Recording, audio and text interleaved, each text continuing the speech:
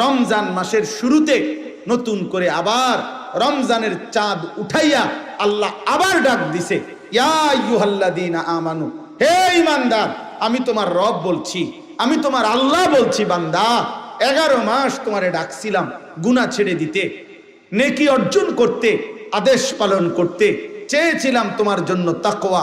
আচ্ছা বান্দা, ঠিক আছে, শয়তানের প্ররোচনায়, নফসের ধোকায়, দুনিয়াবি হাজারো ব্যর্থতায় তুমি পারো নাই, কমতি হয়ে গেছে, ঘাটতি হয়ে গেছে, গুনাহ ছাড়তে পারো নাই, গুনাহ বেশি হয়ে গেছে, নেকি কম হয়ে গেছে। যাও বান্দা, সব বাদ দাও, আমি আল্লাহ তাআলা সব ভুলে গেলাম, সব বাদ দিলাম। এবার আমি আবার নতুন করে আমি আল্লাহ তোমাকে সুযোগ দিতে চাই। একটি মাস, আইয়ামাম মা'দুদাত, একেবারে গুনাহ গুনাহ। কোরআন শরীফের আয়াত, আল্লাহ বলছে আইয়ামাম মা'দুদাত, একেবারে গইনা গইনা, গুইনা গুইনা তোমারে 30 দিন, 31 দিন লাগবে না, 32 দিন লাগবে না।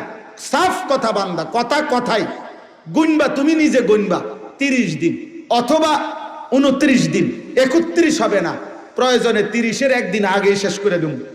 29 বা 30 দিনে গোনা এই একটি মাস তুমি, আবারও বলছি, 11 মাসের ভুল ভ্রান্তি ছেড়ে দিয়ে নতুন করে ঘুরে দাঁড়িয়ে তুমি পিছনের সব ভুলে একটি মাস মাত্র গুনে গুনে গুনাহ বর্জন করো, আমি আল্লাহর ইবাদত করো, 5 ওয়াক্ত নামাজ পড়ো, গুনাহ ত্যাগ করো, হারাম ত্যাগ করো, দিল জবান চলাফেরা আচরণ উচ্চারণের হেফাজত করো, রোজা পালন করো, সুবহে সাদিক থেকে সন্ধ্যা পর্যন্ত যাবতীয় খাদ্য পানীয় স্বামী স্ত্রীর বৈধ মিলামেশা থেকে বিরত থাকো, সবগুলো গুনাহ ছেড়ে দাও, আমার জিকির, আমার তেলাওয়াত, ইফতার, সাহারি, তাহাজ্জুদ, তারাবি, ইতিকাফ, এই আমলের মধ্যে লেগে থাকো। আমি আল্লাহ ওয়াদা দিলাম, ঠিক 30 দিনের দিন বা 29 দিনের দিন আমি আল্লাহ আরেকবার চাঁদ উঠাবো। ওই নতুন চাঁদ উঠলে, ঈদের চাঁদ উঠলে তোমারে 30 দিনেই আমি মুত্তাকি বানাইয়া, গুনাহ থেকে মুক্ত করাইয়া 30 দিনের মাথায় জান্নাতের ফ্লাইট ধরায় দেব। 30 দিনে। হ্যাঁ হ্যাঁ, একটা কথা মনে রাখবেন, মহান আল্লাহ পাক রব্বুল আলামিন একটা মূল নীতি মনে রাখতে হবে প্রত্যেককে, সেটা হলো আল্লাহ পাক বান্দার প্রতি মালিকের মূল ইচ্ছাটা কি? মূল ইচ্ছাটা হলো আল্লাহ বান্দাকে মাফ করতে চায়। কি করতে চায়? জান্নাত দিতে চায়। আমি একটা সুন্দর উদাহরণ বলি, মাজার সাহেব, ওই এটা কইলেও নাম নো একটা দলিল পাইয়ে নেবেন। আচ্ছা যাক, কিছুদিন আগে একজন লোক আসছে, উনি আমার কাছে অনেক দিন ধরে একটা মাহফিল চায়। তা আমি আচ্ছা আইয়েন না, যান না, আচ্ছা দিমু আর কি, রাখেন না, এমনি এমনি বলছি অনেকবার। তো এই কিছুদিন আগে লোকটা আইসা আমার বলতেছে, হুজুর আপনার লগে আমার একটা কথাকে পরিষ্কার করেন, আজকে আমি মাহফিলের লেগে আইসি না, একটা কথা ক্লিয়ার করতে আইসি, আসলে আপনি আমারে মাহফিল দিবেননি? হ্যাঁ, আপনি এটা কোন যে আসলে আপনি আমারে মাহফিল দিবেননি, এইটা হইলো মেইন কথা। আপনি যদি দিতেন না, এটা মূল কথা হয়, হুদা আমি বুঝছি আপনি আমারে ঘুরাইবেন, এমনি আগে ক্লিয়ার কোন দিবেন কিনা। হ্যাঁ, দিলে ঘুরাইবেন না, সোজা কথা। তখন আমি বুঝছি না, এরপরে তার কথা থাকে না, এই বেচারা তাকে জাগাত আর দিছে। পরে বললাম, না ভাই যান, দিমু অক্ষণে দিমু, জানাম না। তো এই জন্য বললাম কথার কথায়। তো আমরাও যদি আল্লাহকে জিজ্ঞেস করি, মাওলা আসলে সাফ কোন, আপনি আমারে আসলে মাফ করবেন নি, আপনি পরিষ্কার বলেন, আপনি কি আসলে আমারে জাহান্নাম দিতে চান না জান্নাত দিতে চান? তো আল্লাহ তাআলা বলবে, বান্দা বিশ্বাস কর, বান্দা সবে বরাত দিছিলাম তোরে জান্নাত দেওয়ার জন্য, সবে কদর দিছিলাম তোকে জান্নাত দেওয়ার জন্য, পুরাটা রমজান মাস দিছিলাম তোকে জান্নাত দেওয়ার জন্য, প্রতিটা জুমার রাত দিছি আমি জান্নাত দেওয়ার জন্য, আরাফাতের ময়দান আমি দিছি জান্নাত দেওয়ার জন্য, হজ্জের ইবাদত দিছি জান্নাত দেওয়ার জন্য, একটা একটা সেজদা দিছি আমি আল্লাহ জান্নাত দেওয়ার জন্য। আমি শত শত আইটেমে, হাজার হাজার আইটেমে বান্দা চেয়েছি তোকে জান্নাত দিতে, জান্নাত দিতে, মাফ করতে। আমি আর কি করব বান্দা, তুই বল। তবু তুমি কি জান্নাত নিবা না বান্দা? ফাবিআইয়ি হাদিসিন বাদাহু ইউমিনুন, আল্লাহ বলে, বলো না বান্দা, আমি আর কেমনে বললে, কত বললে তুমি আমার কথা মেনে নিবা? আমি আর কয়বার বলতাম, আমি আর কতভাবে বলতাম? কুল ইয়া ইবাদিয়াল্লাযীনা আসরাফু আলা আনফুসিহিম লা তাকনাতু মির রাহমাতিল্লাহ। আল্লাহ বলে, বন্ধু আপনি আমার বান্দাদেরকে ডাক দিয়ে বলেন, গুনাহ যদি জীবনটা ভর 60 বছর যদি 60 বছর ঘন্টা গণেন, 60 বছর যদি মিনিট গণেন, 60 বছরের যদি সেকেন্ড গণেন, তাইলে সেকেন্ড যত গুনাহ তত, মুহূর্ত যত গুনাহ তত। আল্লাহ বলে, বন্ধু যদি গুনাহ তার এই পরিমাণ হয় যে 60 বছর হিসাব করিলে যত ঘন্টা, যত মিনিট, যত সেকেন্ড, তো গুনার পরিমাণ 1 সেকেন্ডও নেকি নাই, পুরাটাই গুনাহ, আপাদমস্তক গুনাহ। 60 বছর পুরাটা গুনায় গুনায় সমান সমান, গুনায় গুনায় ভরপুর, গুনায় গুনায় ডুবন্ত, গুনায় গুনায় পূর্ণ। আমার এমন বান্দাকেও বলেন চোখের এক ফোঁটা পানি ফেলে পিছনের গুনাহ ছেড়ে দিয়ে আজকে এখন বলেন আমি আল্লাহকে ডাক দিতে, আমি আল্লাহ আপনার জবান দিয়ে শুনায়া দেন, আমি তৎক্ষণাৎ 60 বছরের পূর্ণ গুনাহ, 90 বছরের পূর্ণ গুনাহ একসাথে মাফ করে দেব। মাফ, চাপ মাফ। তা আমি আর কি করতাম? আমি তো চাচ্ছি মাফ করে দিতে। এজন্য এই কথা মনে রাখতে হবে, আল্লাহ মূলত চায় কি করতে? বলেন না, মাফ করতে। আল্লাহ মূলত চায় জান্নাত দিতে। বলেন, আল্লাহ মূলত চায় কি করতে? মাফ করতে। আল্লাহ মূলত চায় কি দিতে? জান্নাত দিতে। এটা হলো মূলনীতি। মূলনীতি, নাব্বি ইবাদি আন্নী আনাল গফুরুর রহিম ওয়া আন্না আযাবি হুয়াল আযাবুল আলীম। আল্লাহ বলে, বন্ধু আমার বান্দাদেরকে বলে দেন আমি আল্লাহ প্রচন্ড ক্ষমাশীল, দয়াবান। আর এটাও বলে দেন আমার আযাব অনেক কঠিন। আমি ক্ষমাশীল, আমি রহমওয়ালা, আমি ক্ষমাশীল। বাকি এটাও বলেন আমার আযাব কিন্তু ভয়ঙ্কর। তবে তাফসীরের মধ্যে লিখছে, মুফাসসিরিনে কেরাম বলছে, মনে রাখেন এক বাবা তার বাচ্চার উপরে রাগ করছে, রাগ করে বলতেছে রাগ, এখন লাঠি নিতে আসি, তুই খারায় না, আমি আইতে আসি। এখান থেকে লাঠি নিয়ে আসতে আসতে বাচ্চাটা ব্যয় করে কাইন্দা দিছে, মাফ করে দেন বলছে। তো লাঠি নিয়া আলগার থেকে মারবে, এটা তো লাঠি নিতে হবে, তারপরে মারতে হবে। আর মাফ করাটা, মাগফিরাতটা, ক্ষমাটা তো কলজার ভিতরেই আছে। লাঠি নেওয়ার আগেই আল্লাহ চাইলে লাঠি নিয়া তো মারমু, কিন্তু রহমত মাগফিরাত তো আমার সত্তার মধ্যে, আমি তো মাগফিরাতের সত্তা আমার ভিতরে, আমি তার আগেই, লাঠি নেওয়ার আগেই চাইলে মাফ করে দিতে পারি। এই জন্য আল্লাহর রহমত আগে, আল্লাহর মাগফিরাত আগে, আল্লাহর রাগের উপরে। সাবাকাত রাহমাতি আলা গাদাবি। এই জন্য চলেন, নিয়ত করেন, নিয়ত করেন, নিয়ত করেন মাহে রমজানের কদর করব ইনশাআল্লাহ। রমজান আল্লাহ তাআলা, আল্লাহ পাক রব্বুল আলামিন রমজানকে আলাদা স্পেশালি বানাইছেন। আল্লাহ যেন বলছে এই পৃথিবীরই একটা মাস, এখানেই আলো উঠবে, সূর্য উঠবে, রাত দেখতে একই রকম, দিন দেখতে একই রকম, রমজানের সূর্য একই রকম, রমজানের চাঁদ একই রকম, রমজানের পৃথিবী একই রকম, কিন্তু বান্দা দাম কিন্তু ভিন্ন রকম। প্রতি ঘন্টা, মিনিট, সেকেন্ড স্বর্ণের দামে না, রৌপ্যের দামে না, মণি মুক্তার দামে না, তামাম জমিন ও আসমানের দামে না, বরং আল্লাহ আমি আমার শান মোতাবেক দামে বান্দা তোমার রমজান দেব। কোন দাম দস্তুর হিসাব তুমি মিলাই থাকতাম না। এজন্য আমার শায়েখ আল্লামা মুফতি মুশতাকুর নবী কাসিমি হুজুর সবসময় এটা বলে, রমজান মাসে বান্দা যখন একটি সেজদা দেয় তো আল্লাহ যেন বলে, প্রথম ঘোষণা তো আছেই, ফেরেশতা সেজদা দিবে একটা, তুমি লিখবা 70টা। কয়টা? 70টা। না না, 70টা না। প্রথম তো সিদ্ধান্ত এটা 70, কিন্তু এই 70 লেখবার আগে ফেরেশতা মহান আল্লাহ পাকের দিকে তাকিয়ে যেন জিজ্ঞেস করে, আল্লাহ আপনার বান্দার রমজানের এই সেজদাটার নেকি 70 লিখবো কিনা। আল্লাহ পাক যেন বলে, আচ্ছা রাখো, আমি আগে ওর একটু দেখে লই, দেখি সেজদাটা কেমন হয়েছে, তার দিলটা কেমন, তার গুনাহমুক্ত হালাতটা কেমন, তার রমজানের কদরটা কেমন। আল্লাহ তাকাইয়া যেন বলে, না 700 লেখো, 7000 লেখো, 7 লাখ লেখো, 7 কোটি লেখো, 70 কোটি লেখো। এইভাবে আল্লাহ তাআলা নেকি বাড়াইতে থাকে। কখনো কখনো আল্লাহ বলে, ফেরেশতা তুমি লিখো না, আমি আল্লাহ নিজে লিখব। সাআক্তুব, আমি রমজান অনেক দামে কেন? মালিক যেন বলে, বান্দা আমি অনেক দেব, অনেক দেব, অনেক দেব। কারণ ওই যে সিদ্ধান্ত আমার, আমি তো তোমারে জান্নাত দিতে চাই, আমি তো তোমারে জান্নাত দিতে চাই, আমি তো তোমারে জান্নাত দিতে চাই। আমি একবার একটা উর্দু কিতাবে পড়ছিলাম, উর্দু কিতাবে ইউনুস আলাইহিস সালাম আল্লাহকে বলছিলেন যে আল্লাহ আমার জাতি আর ঈমান আনবে না, আপনি তা করে ধ্বংস করে দেন। তখন আল্লাহ তাআলা বলছিলেন, ইউনুস ওই যে একটা লোক মাটির পাতিল বানাইতেছে, তুমি তার কাছে কুদ্দুর যাও, গিয়া তারে বলো যে আপনার হাতে বানানো একটা মাটির পাতিল, আপনি এটা ভাঙ্গা ফেলেন, ভাঙ্গালাম হাতের বানানো মাটির পাতিল। তো ইউনুস আলাইহিস সালাম ওই লোকটার কাছে গিয়া বলছে, ভাই আপনার হাতে বানানো এই একটি মাটির পাতিল আপনি দয়া করে ভেঙে ফেলেন। তখন ওই লোকটা বলছে, কেন আপনি আমাকে এই কথা বললেন?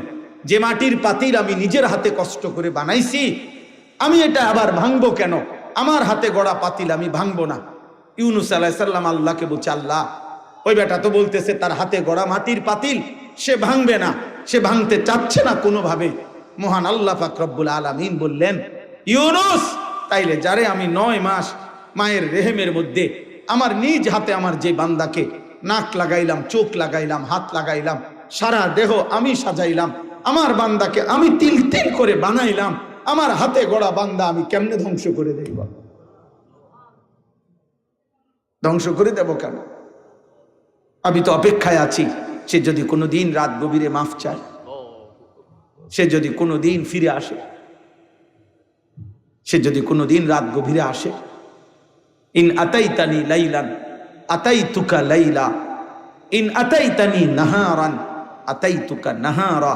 বাহ! মালিক বলে, বান্দা তুমি যদি রাত গভীরে গুনাহ নিয়ে আসো, আমি রাত গভীরেই মাগফিরাত নিয়ে আসবো। তুমি দিনে আসলে আমি দিনে আসব, তুমি আসবে যখন আমি আসবো তখন। সুবহান! এমন মালিক কই পাবে? হায় যুবক, কারে দেখলা আব্বা? এই মোবাইলের নর্তকী দেখা কি সুখ পাইলা? বেঈমানের মতো চুল রাইখা কি ইজ্জত পাইলা?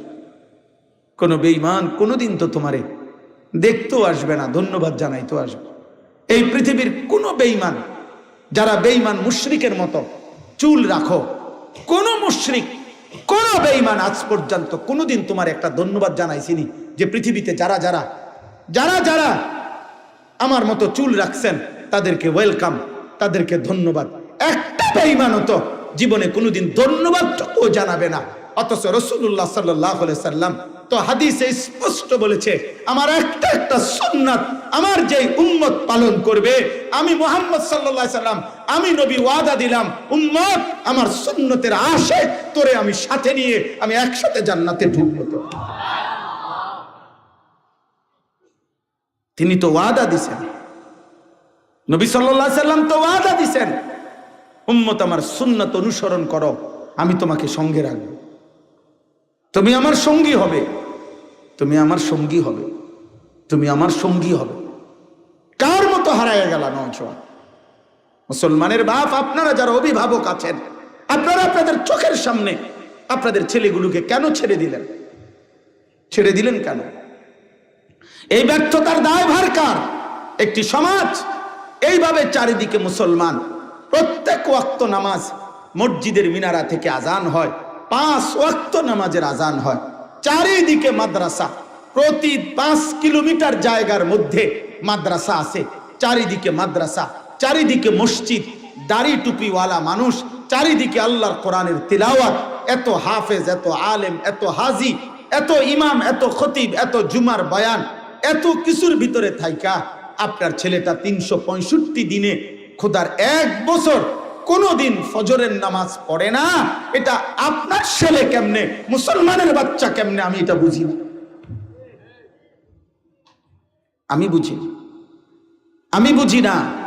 এই ব্যর্থতা নিয়ে ওই বাবা ঘুমায় কেমনে, ওই মা ঘুমায় কেমনে? আপনারা কি ফুত মানুষ করতেন আছেন, কি সংসার করতেন আছেন, আপনারাই করতে পারেন। আহা, আফসোসের ব্যাপার, আফসোসের ব্যাপার, আফসোসের। তুমি বেটা স্বামী, তোমার বেডি প্রত্যেক দিন বেপর্দা বাজারে বাজারে ঘুরে, বউ তোমার রং চায় রাস্তার মানুষে, এরকম আকামলা বেড়ই তুমি কিত্তা হইলা বিয়া? হ্যাঁ বেটা, আকামলা বেটা, এটা তো কাপুরুষ কিসিমের মানুষ বেটা, আত্মমর্যাদাহীন মানুষ বেটা। আরে ছেলে, তোদেরকে বলি বেটা, তোদের যাদের বোন বেপর্দা বেটা, এটাও তো তোর মতো ইমানদার ভাইয়ের আত্মসম্মানে লাগার কথা, গায়রাতে লাগার কথা যে আমি ভাই, আমার বোন কেন বেপর্দা হবে বেটা? হ্যাঁ, আস্তাগফিরুল্লাহ, আস্তাগফিরুল্লাহ, আস্তাগফিরুল্লাহ। আল্লাহ তাআলার সাথে এত বড় গাদ্দারি করে, প্রতিনিয়ত আল্লাহর হুকুম লঙ্ঘন করে সুখ আসবে কোত্থেকে? শান্তি আসবে কোত্থেকে? আমাদের ভাগ্য পরিবর্তন হবে কিভাবে? 12 তারিখ যারা নির্বাচিত হবে তাদের হাতে ভাগ্য পরিবর্তন হবে না, তাদের হাতে না। বা 12 তারিখ পৃথিবীর শেষ নির্বাচন না, 12 তারিখ বাংলাদেশের শেষ নির্বাচন না, 12 তারিখ শেষ হাসি হাসবে না, 12 তারিখ ইসরাফিল ফু দিবে না। অতএব 11 তারিখ যার হাতে ভাগ্য, 12 তারিখও তার হাতে, 13 তারিখও তার হাতে ভাগ্য। তিনি কে? বলেন না কে? কোন মানুষের হাতে কারো ভাগ্য নাই, কোন মানুষের হাতে জনগণের ভাগ্য পরিবর্তন হবে না। ওর নিজের তো ভাগ্য নাই, ওর নিজের তো বল নাই, ওর নিজের তো হুকবা নাই বেটাটা। ওর নিজে কতক্ষণ টিকবে তারই তো কোনো নিশ্চয়তা নাই। যার নিজের ফেসাবে ধরলে দাঁড়াইয়া থাকতে পারে না, সে আপনার ভাগ্য পরিবর্তন করবে কিভাবে? যে একটা মশার কামড় সহ্য করতে পারে না, একবার কয়েল লাগায়, একবার মশারি লাগায়, সে এত দুর্বল। আমরা মানুষের ভাগ্য পরিবর্তন করব কিভাবে? কিভাবে বলেন? অতএব সোজা কথা, আমাদের প্রত্যেকের কাছে এটা অনুরোধ, আমাদের আখেরাতি মূল পত্রিকা। আমি কয়েকদিন টানা বলছি, পত্রিকায় লিখছে 12 তারিখে দেখা যাবে শেষ হাসি কে হাসে। আমি বলছি না, হাসরের ময়দানে দেখা যাবে শেষ হাসি কে হাসে। আর আল্লাহ কোরআনে স্পষ্ট বলছেন, ফালিয়াউমাল্লাযীনা আমানু মিনাল কুফফারি ইয়াদহাকুন। সরাসরি কোরআনে আল্লাহ বলছে হাসরের ময়দানে ইমানদার সমস্ত কাফের, নাফরমান, বেঈমান, পাপীদেরকে দেখে ইয়াদহাকুন, হাসবে, হাসবে, হাসবে। এজন্য শেষ হাসি মুমিন হাসবে, শেষ হাসি সেজদাওয়ালারা হাসবে ইনশাআল্লাহ। হ্যাঁ হ্যাঁ, অবশ্যই অবশ্যই। চলেন, এজন্য এতটুকুই কথা। মাহে রমজানকে সামনে রেখে প্রত্যেকের কাছে অনুরোধ, প্রত্যেকের কাছে আমরা প্রত্যেকেই রমজানকে সামনে রেখে নতুন করে ঘুরে দাঁড়াই। বলেন ইনশাআল্লাহ, বলেন ইনশাআল্লাহ। রমজানকে ভিন্নভাবে আল্লাহ তাআলা রমজানকে কেন্দ্র করে একটা শেষ কথা মনে রাখবেন। রমজানের 183 নম্বর আয়াত থেকে 187 সূরা বাকারার 5টি আয়াতে আল্লাহ তাআলা রমজানের ব্যাপারে কথা বলছে, রমজান মাসের গুরুত্বের ব্যাপারে কথা বলেছেন। জি, এই সব কিছু বলছেন, এতেকাফের কথা বলছেন, রমজানের রাত্রির হুকুম বলছেন, রমজানের দিনের হুকুম বলছেন। সব বলার পরে আল্লাহ তাআলা বলছেন যে বান্দা, আমি আবারও তোমাদের কাছে বললাম, কাযালিকা ইউবায়্যিনুল্লাহু আয়াতিহি লিন-নাস লাআল্লাহুম ইয়াত্তাকুন। আমি আল্লাহ বিস্তারিত রমজানের কথা তোমাদের সামনে বলে দিলাম যেন সকলেই মুত্তাকি হতে পারে। অতএব রমজানকে কদর করলে ইনশাআল্লাহ মুত্তাকি হবেন। রমজানে গুনাহমুক্ত সিদ্ধান্ত নিলে, আল্লাহর ইবাদতের উপরে জমে থাকলে জান্নাতি হয়ে যাবেন ইনশাআল্লাহ। আল্লাহ তৌফিক দান করেন। রমজানকে কদর করব তো ইনশাআল্লাহ। শেষ দশক সকলেই ইতিকাফ করতে চেষ্টা করেন। পুরা রমজান পূর্ণ 20 রাকাত তারাবি পড়বেন, বলেন ইনশাআল্লাহ। ইফতার, সাহরি, তাহাজ্জুদ, তিলাওয়াত, জিকির, রোজা, গুনাহমুক্ত থাকার সর্বাত্মক চেষ্টা করবেন, বলেন ইনশাআল্লাহ। আগামীকাল শনিবার সুধন্যপুর আমার শায়েখ আরিফ বিল্লাল্লামা মুফতি মুশতাকুন নবী কাসেমি হযরত দামাত বারাকাতুহুমের মাদ্রাসার মাসিক ইসলাহি মজলিস আপনারা অংশগ্রহণ করার চেষ্টা করবেন। আল্লাহ তাআলা আপনাদেরকে তৌফিক দেন, আল্লাহ তাআলা আপনাদেরকে কবুল করেন। আজকের এই মাহফিল আল্লাহ তাআলা ভরপুর বরকত দান করেন এবং এশার নামাজের পরেও ধারাবাহিক বয়ান হবে, আপনারা অংশগ্রহণ করবেন, থাকবেন। শায়েখ দামাত বারাকাতুহুমের শেষ বয়ান শুনে দোয়া মুনাজাত করে এরপরে যাবেন। আল্লাহ কবুল করেন, আমিন। সুবহানাল্লাহি ওয়া বিহামদিহি।